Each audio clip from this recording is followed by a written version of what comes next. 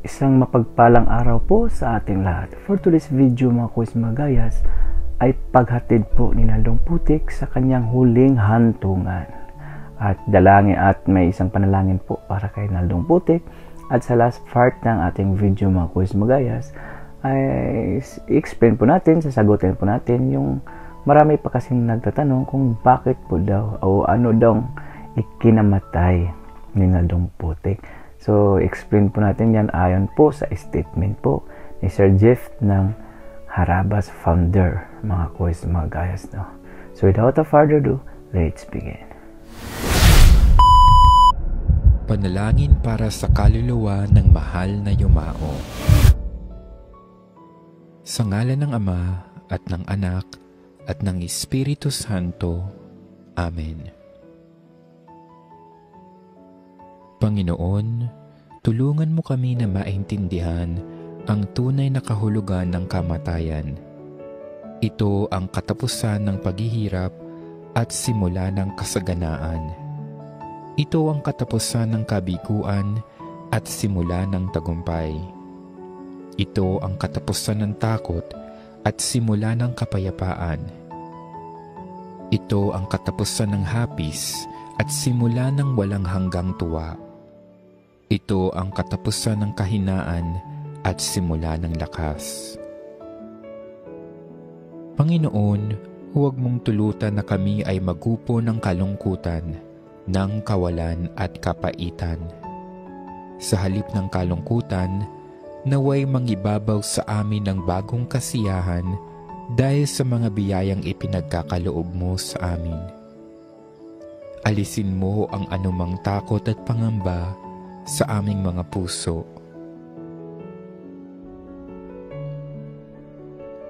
Panginoon, biyayaan mo kami ng iyong kabanal-banalang Espiritu upang maging gabay namin sa oras ng aming kalungkutan at pangungulila ngayon at sa mga darating pang mga araw. Ama namin at makapangyarihang Diyos, naniniwala kaming ang iyong anak na si Jesus ay namatay at muling nabuhay. Ipinagdarasal namin ang pumanaw naming mahal sa buhay. Bigyan mo ng katuparan sa Kanya ang pananampalataya at pag-asa sa iyo, at dalhin mo siyang maluwalhati sa langit na tahanan upang maging maligayang kasama mo magpakailanman. Panginoon, nagpapasalamat kami sa lahat ng biyaya na ipinagkaloob mo sa yumao naming mahal sa buhay noong panahong siya ay nabubuhay pa.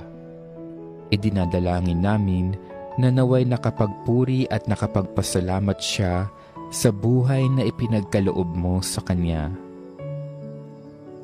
Panginoon, sana ay matuto kaming pangalagaan at pagyamanin ang buhay na ipinagkaloob mo sa bawat isa sa amin, na ang buhay namin ay maigsi at walang katiyakan.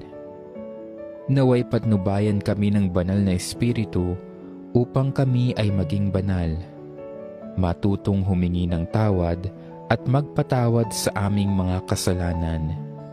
Matuto kaming magmahal sa aming kapwa at magpahalaga sa buhay na ibinigay mo sa amin. Idinarasal din namin sa iyo ang buong pamilya ng aming yumaong mahal sa buhay. Naway matanggap nila ang pagpanaw niya na may kapayapaan at pag-asa na siya ay kasama mo ngayon at ng mahal na Ama sa iyong tahanan. Pagpalain nawa ang yumao nating mahal sa buhay ng Panginoon at ingatan. Paliwanagin nawa ng Panginoon ang kanyang mukha sa iyo. Pagkalooban ka ng kanyang biyaya at tunghayan ka nawa ng Panginoon. Gawaran ka nawa ng kapayapaang walang hanggan. Amen.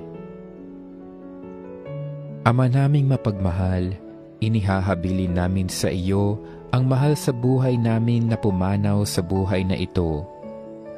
Huwag mo siyang pababayaan at pamalagiin mo siyang buhay sa iyong piling.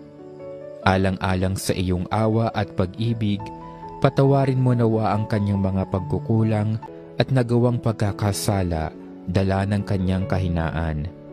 Manatili nawa siyang maligaya sa iyong piling kasama ng iyong anak at ng Espiritu Santo magpasawalang hanggan. Amen.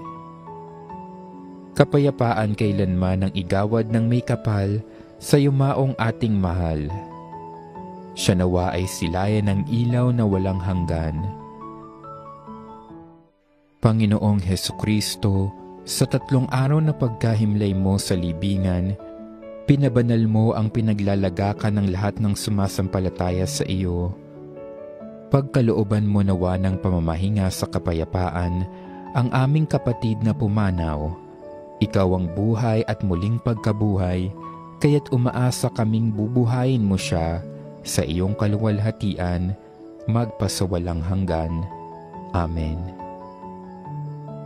Kapayapaan kailanman ang igawad ng may kapal sa yumaong ating mahal. Siya nawa ay silayan ng ilaw na walang hanggan. Panginoon, pakinggan mo ang aming panalangin, at naway ang aming samo ay iyo ring dinggin.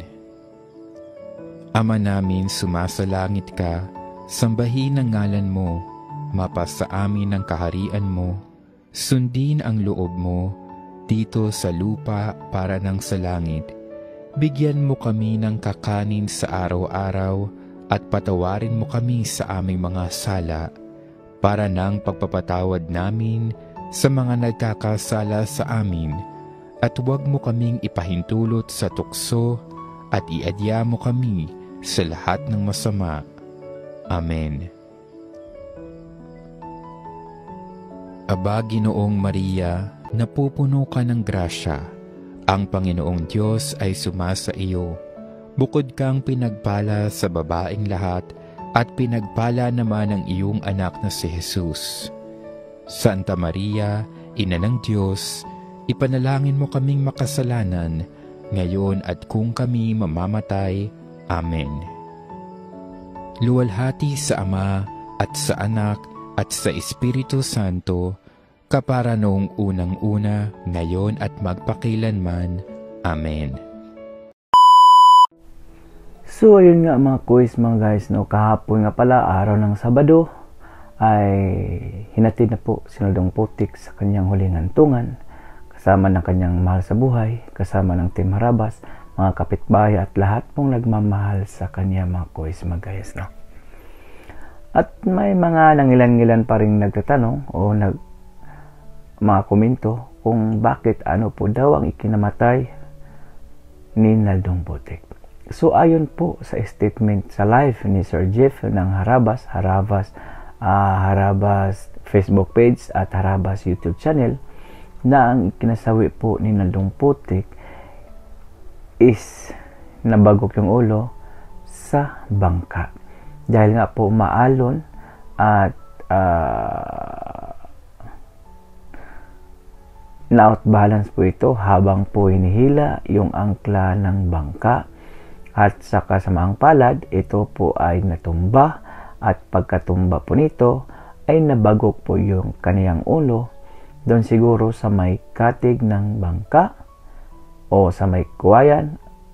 Kaya po ito nagdulot ng siguro hemorrhage, siguro na namumuo yung mga dugo sa utak.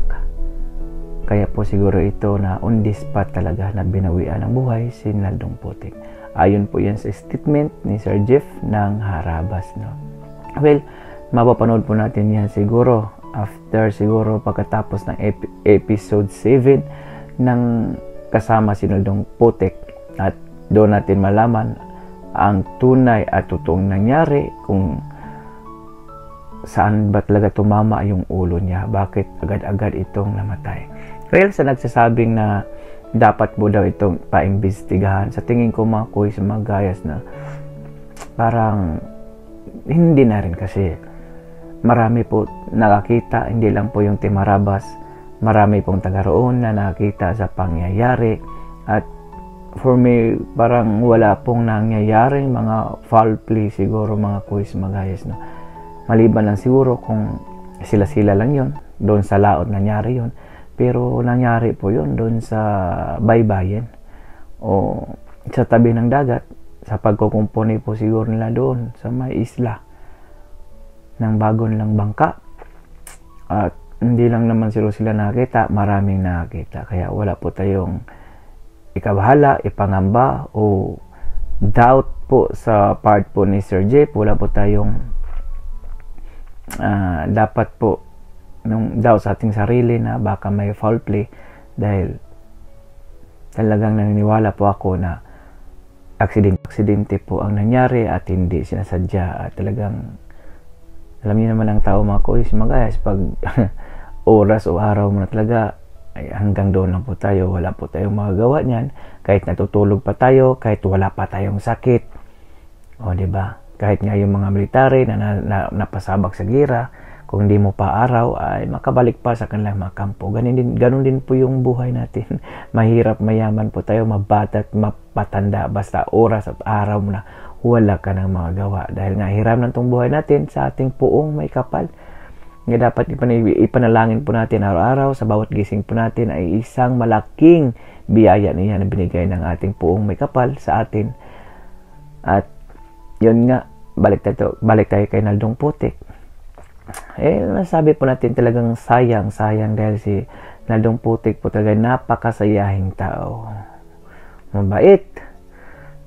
Well, hindi ko naman sinasabing hindi po masayahing tao ang mga Timarabas, pero kakaiba po talaga si Naldong Putik mga kuis guys. So, well, mayroon naman pong papalit si Little Boy, si Little Cute at saka si Boy Cute. I think siguro mga kuis guys na talagang ganun pa rin ang banding nila. At huwag po tayong tumigil sa pagsuporta kay Sir Jeff, dahil alam naman po natin Sir Jeff na napakabait na tao po yan. Diba? At yun nga sinabi mga ni Mrs. Sarabas na hindi nila pababayaan ang family ni Naldong Putik, si Tintin at saka si Digong. Yan po, alam na po natin na talagang matulungin po ang family niyang mga kuis magayas. Kita po natin sa kanilang community video na namimigay po sila ng mga materyales ng paaralan, pagkain, tulong sa mga mahihirap. Maliban pa po sa likod ng kamera, mas marami pa po silang natutulungan. Kaya wala po tayong dapat ikabahala sa family ni Naldong Putik. At sana palagi po natin suportahan itong Harabas mga kuis mga guys, no? Hanggang sa dulo mga kuis mga guys. Okay, yun lang. At dahil umabot pa kayo sa dulo ng ating video, may karapatan po kayo mag-like, share, and subscribe. So for now, I'm Gan. God bless all, peace. Fly high, Naldong Putik. Life is short. Be happy always.